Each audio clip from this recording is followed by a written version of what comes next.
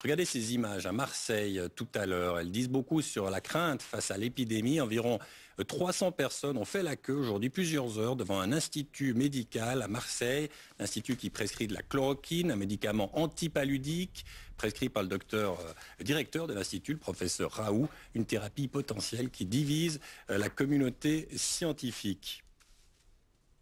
Mais ce soir même, on apprend que le canton de Vaud réquisitionne tous les stocks de ce médicament. La chloroquine est déjà administrée d'ailleurs à des patients dans les hôpitaux romans. Ce produit sera désormais testé dans le cadre d'un essai clinique européen. David Mattei, Cynthia Gagny. Dans cet hôpital à Paris, on teste des traitements expérimentaux contre le coronavirus dans le cadre d'une vaste étude européenne lancée hier. Elle est majeure parce que c'est la seule solution d'avoir une réponse claire et définitive sur l'efficacité de tel ou tel traitement. La France a démarré la première. 7 autres pays européens participent aussi à l'essai clinique Discovery. 3200 patients sont intégrés au test. Objectif, évaluer plusieurs stratégies thérapeutiques de lutte contre le Covid-19. Les molécules testées sont le remdesivir, un antiviral développé contre Ebola, le lopinavir-ritonavir, conçu pour lutter contre le VIH, et enfin l'hydroxychloroquine, antipaludique dont on a beaucoup parlé ces dernières semaines, qui vient d'être ajouté aux essais. C'est un essai adaptatif avec des analyses intermédiaires fréquentes. On sait depuis le HIV et d'autres maladies virales que souvent pour avoir des traitements efficaces contre les virus, il est utile d'avoir des multithérapies. Et donc, c'est pour ça qu'il est extrêmement important justement de tester différents protocoles et différentes molécules, parce que c'est l'agrégation de l'ensemble des données des essais qui va nous permettre de trouver les meilleurs protocoles d'une part et les combinaisons thérapeutiques qui seront les plus efficaces. Toute la recherche en infection se mobilise, y compris en Suisse. Donc il faudrait trouver un médicament ou des combinaisons qui pourraient répondre aux questions, tuer le virus et corriger la réponse immunitaire. L'essai clinique européen Discovery devrait livrer ses premières réponses dans un mois. Alors, arrêtons-nous là déjà ici. Tout d'abord, bien sûr, on va essayer de noyer le poisson, c'est-à-dire essayer de noyer les traitements administrés par le professeur Didier Raoult à Marseille. Donc ici, on va nous expliquer doctement, attention, il faut avoir l'air très sérieux. Vous allez voir plus loin pourquoi il faut avoir l'air très sérieux. Il y a une étude européenne. Alors là, ça change tout si c'est européen. Dans le meilleur des cas, avec des résultats dans un mois. Alors bon, vous savez qu'on nous emmerde maintenant depuis un mois, notamment en Suisse, mais en France et ailleurs aussi, en disant il faut qu'on reste chez nous parce qu'il y a plein de morts. Alors moi, je vous pose la question. Pendant ce mois où il y a déjà un traitement qui est connu à la chloroquine du professeur Didier Raoult, combien il y aura de morts? Donc visiblement, il y a des morts qui gênent, il y a des morts qui nous arrangent. Donc c'est très à géométrie variable, comme c'est toujours le cas d'ailleurs auprès des journalistes, des médias et auprès des autorités aussi qui font partie de la même merde. Je vous ai dit que c'est une conspiration. Je vous ai dit, ouvrez les yeux, ne croyez pas à ce qu'on vous dit, ne croyez surtout pas les autorités. Les autorités ne sont pas vos amis, ce sont vos ennemis. Ceux qui sont vos amis, ce sont des êtres humains, ce sont des gens qui se foutent bien mal de ce que justement les autorités qui décident, parce que ces autorités-là, non seulement ils sont rarement fiables, mais ils travaillent contre nous. Ils ne sont pas avec nous.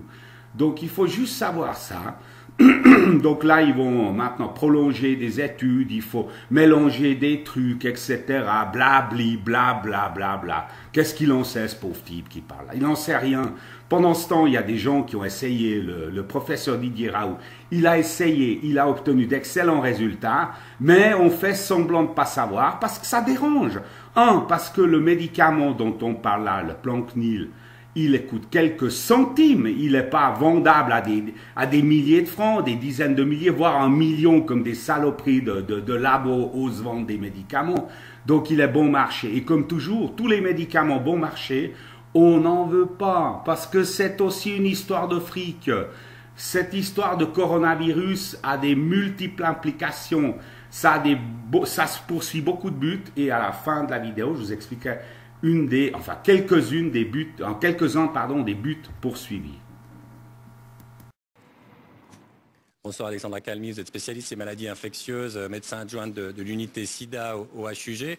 Alors, on a vu que c'est une sorte de course contre la montre en ce moment. Tout le monde se rue. Est-ce qu'on essaie d'aller le plus vite possible?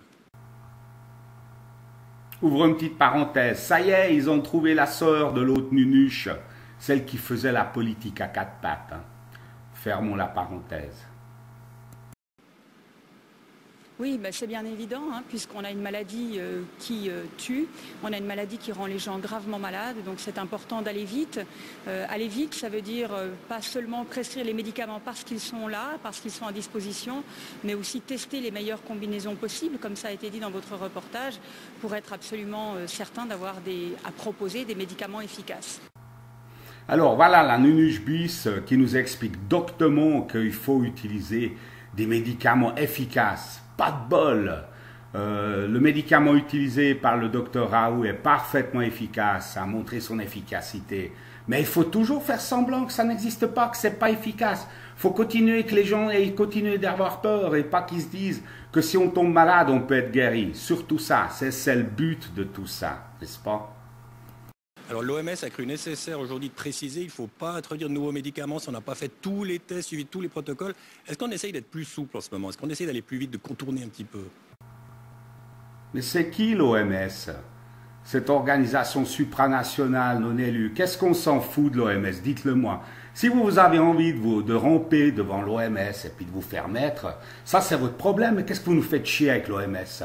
Trump, à toute façon, n'écoute pas toutes ces organisations de l'ONU, il s'en fout. Lui, il a au moins cerveau, mais c'est vrai que à la fois nos journalistes et nos dirigeants devraient aller prendre exemple sur Trump, qui lui, il a la trempe de résister à toute la connerie qui déferle sur nous. Accessoirement, j'ai lu que Trump a déclaré hier que lui, il pense que s'il y a une grosse récession, il y aura beaucoup plus de morts qu'avec le coronavirus. À méditer, hein. Lui, il n'est pas contre Trump, loin d'être aussi con que l'on essaie de le dépeindre depuis des mois et des mois. Donc, on n'essaye pas de contourner. Je crois que tout le monde est absolument convaincu qu'il faut des règles rigoureuses pour que les essais cliniques aient lieu et puissent donner leurs réponses. D'un autre côté, il est aussi légitime de considérer des molécules quand elles sont déjà sur le marché et qu'elles sont repositionnées dans cette indication du Covid-19. Donc je dirais que les deux approches en parallèle sont nécessaires. On ne peut pas dire forcément aux gens attendez, on aura les réponses dans un mois. Donc les deux choses sont importantes. D'une part, utiliser les molécules qui sont repositionnées pour lesquelles les signaux à disposition ne sont pas forcément mauvais, et d'autre part, rentrer des patients dans des essais cliniques pour obtenir des réponses plus rigoureuses, plus claires et qui peuvent... Enfin, quelques paroles sensées dans la bouche de la doctoresse, n'est-ce pas? Bien sûr, c'est difficile de dire aux gens, bah, attendez, on va vous faire entrer dans des essais cliniques où d'un côté, il va y avoir un vrai médicament qui va guérir des gens, puis si ça se trouve, vous allez prendre des placebos pour que ça corresponde au protocole. Mais oui, prenez les gens tout le temps pour des cons, mais on a avancé depuis les années 60.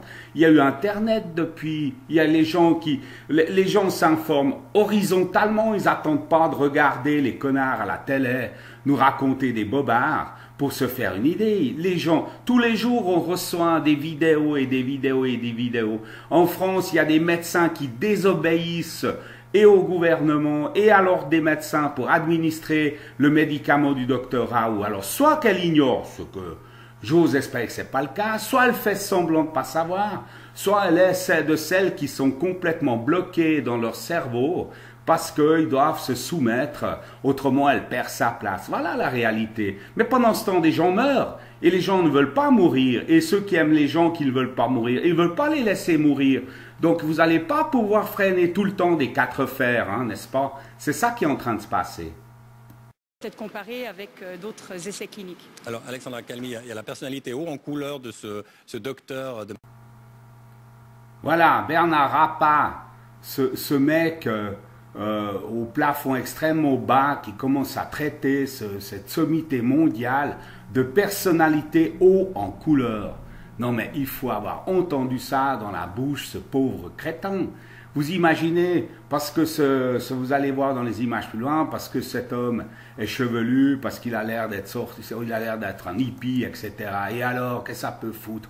Lui, il a quoi comme il a quoi comme référence, ce journaliste, à part de nous mentir, de nous manipuler, de laver le cerveau des gens, de nous éduquer en plus, etc. De quoi? De comment il se permet ça? Qui l'a élu d'abord, ce journaliste? Personne. Ces gens-là qui sont grassement payés, ils viennent nous donner des leçons. Qui est-il? Du haut de quoi ils jugent ce type haut en couleur? Ben vous savez quoi? On l'emmerde, ce journaliste. On l'emmerde.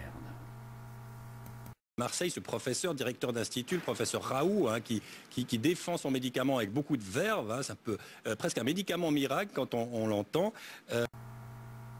J'ai entendu quelques interviews des professeurs qui entourent le professeur Raoult. Et justement, ils ont tous dit, nous ne prétendons pas à un médicament miracle. Donc, ce journaliste, mais il a une case en moins, ce mec, case en moins. Il aimerait bien discréditer les travaux du docteur Raoult. Il aimerait bien parce que ça doit permettre de continuer à nous enfermer, à nous faire peur. Parce que le but, c'est de nous faire peur, rien d'autre. C'est de créer la panique pour que les gens acceptent d'être aussi maltraités, d'être ruinés. C'est ça le but des journalistes. C'est clair que c'est leur but. Ils retransmettent la volonté de ceux qui manipulent le Conseil fédéral pour imposer cette saloperie qu'on vit aujourd'hui. Voilà. Mais en tout cas, les professeurs interviewés, ils ont tous dit ce n'est pas un médicament miracle. En plus, ce n'est pas qu'un seul médicament. Parce qu'il est pris en même temps qu'un antibiotique qui fait antiviral en même temps. Ils ont donné le nom, je ne me rappelle pas, mais ça n'a aucune importance. Vous pouvez retrouver tout ça sur le net. Donc tout ce qu'il dit, c'est un ramassis de mensonges pour essayer de discréditer le docteur Raoult. Mais les gens ne les croient plus, ces journalistes, ne croient plus nos autorités. Ils croient ceux qui administrent ce médicament, c'est tout. Voilà. Qu'est-ce que vous en pensez sur le fond? Quel est le regard que vous jetez sur ce phénomène? Bon, moi je suis très méfiante des médicaments miracles. On en a entendu beaucoup dans les anciennes pandémies, aussi dans le VIH. Je pense qu'il faut être très méfiant de cette opération com. Maintenant, il me semble tout à fait important. Alors vous savez quoi? On l'emmerde, la calmie. Opération de com. L'opération de com, la seule opération de com en route depuis longtemps, c'est celle qui consiste à diaboliser et à décrédibiliser le docteur Raoult. Il n'y a pas d'autre opération comme en route. Il n'y a rien du tout. Et qu'elle soit méfiante, on s'en fout. C'est qui aussi visiblement celle-là? Elle n'a pas l'air d'avoir inventé l'eau chaude, hein, par rapport au professeur Raoult, qui lui est considéré comme une vedette mondiale dans son domaine.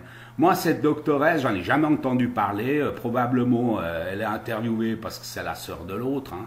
Mais je ne pense pas qu'elle arrive à la cheville du professeur Raoult. Donc, de quoi elle se mêle? Qu'est-ce qu'elle critique? Qu'elle est sceptique, mais on s'en fout. Elle reste sceptique. On n'en a rien à faire de ça. Que les gens fassent bien confiance au professeur Raoult et puis qu'ils soient en plein désobéissance civile et qu'ils exigent d'être traités par le traitement du professeur Raoult, simplement pour guérir, c'est tout. Puis le reste, on s'en fout. On fera le point une fois que tout sera fini. Et ces gens-là qui ont finalement contribué par leurs mensonges, leur manipulation et leur stupidité à faire plus de morts, on regardera pour que ces gens-là, le moment venu, nous rendent des comptes. De tester la chloroquine dans des essais cliniques. Ça n'empêche pas de pouvoir considérer ce traitement actuellement. Il a des effets et des propriétés qui pourraient le rendre intéressant dans le traitement du Covid. Mais de là à dire que c'est un médicament miracle, je pense que c'est quelque chose qu'on ne peut pas se permettre de faire. Il faut une certaine humilité actuellement lorsqu'on parle du traitement du Covid, parce que franchement, on n'a vraiment pas eu pour l'instant de médicament miracle. C'est vrai, quand on est stupide, il faut rester humble. Et puis quand on est ignare, il faut éviter d'étaler son ignorance. Hein. Bon, je pense que ce serait une bonne leçon à en tirer de ce qui est en train de se passer. J'aimerais bien conclure par quelques réflexions personnelles. Au fond, à quoi sert, entre autres, parce que ça sert à beaucoup de choses, hein, ça va ressortir petit à petit, mais entre autres, cette crise du coronavirus, cette hystérie, ces peurs qui sont suscitées autour de ça. Ça sert à faire accepter par le nouvel ordre mondial un gouvernement mondial. C'est-à-dire ceux qui sauront ce qui est bon pour nous, ceux qui sauront séparer les gens entre ceux qui sont les mauvais qu'il faudra éliminer, notamment par les vieux. Hein. Notamment, j'aimerais, tiens, à propos de vieux, j'aimerais vous lire quelque chose d'une citation de Jacques Attali, qui est aussi assez vieux, il a plus de 70 ans. Hein. Jacques Attali, qui est l'homme qui a mis en place, par exemple, Macron, hein, c'est l'homme de l'ombre, hein, c'est l'homme des puissances, c'est vraiment des puissances de l'ombre, ouais. Suivez mon regard un peu, il s'appellerait pas un peu Satan. Mais enfin bon, passons là-dessus parce qu'il n'existe pas. Donc voilà ce qu'il a dit, hein, Jacques Attali, en 2009. Hein. Une petite pandémie permettra d'instaurer un gouvernement mondial. Vous avez bien entendu, cet homme, c'est ce qu'il vise. Hein. C'est clair, hein, comme d'autres dirigeants visent le gouvernement mondial. Hein. Donc c'est ça l'idée finale, hein, c'est de nous faire accepter par tous les moyens et surtout par la peur d'un gouvernement mondial. C'est là qu'on va, vous verrez, c'est là qu'on va y arriver. Tout à coup, des idées, ils vont fuser. Ah, mais tiens, si on avait un gouvernement mondial, on pourrait coordonner tout ça, ça n'aurait pas pu arriver, etc. Donc les mêmes qui ont lancé, parce que je vous dis, hein, pour moi, cette pandémie, c'est pas un truc qui est venu comme ça de nulle part, pas du tout. Hein. Ça, c'est nouveau une saloperie qui a été inventée dans un labo yankee, hein.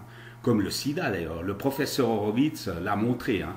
Le sida a été inventé aux États-Unis dans un laboratoire militaire et après ça a été propagé dans la communauté homosexuelle de New York et de San Francisco et parmi les populations noires en Afrique centrale. Donc, hein.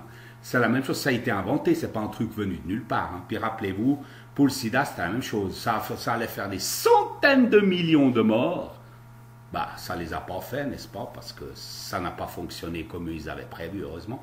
Pas plus que ça ne fonctionnera non plus avec le coronavirus. Hein. Mais ça aussi, ça a été inventé, hein, et ça a été propagé. Regardez, par exemple, en France, regardez juste une chose. D'où est parti le plus fort de la crise? Pourquoi c'est en Alsace? Parce qu'il y avait une réunion religieuse à Mulhouse, où il y avait 680 à 700 personnes qui étaient là. Et ces gens-là, curieusement, ont tous été infectés. Et après ça, ils se sont essaimés partout, en Suisse, en Nouvelle-Calédonie, en France, bien sûr, dans la région, etc. Et c'est un énorme foyer infectieux. Comment c'est venu ce foyer infectieux à partir de rien à cet endroit-là? Posez-vous la question. Utilisez votre cerveau. N'acceptez pas ce que les médias vous disent. N'acceptez surtout pas ce que les autorités vous disent.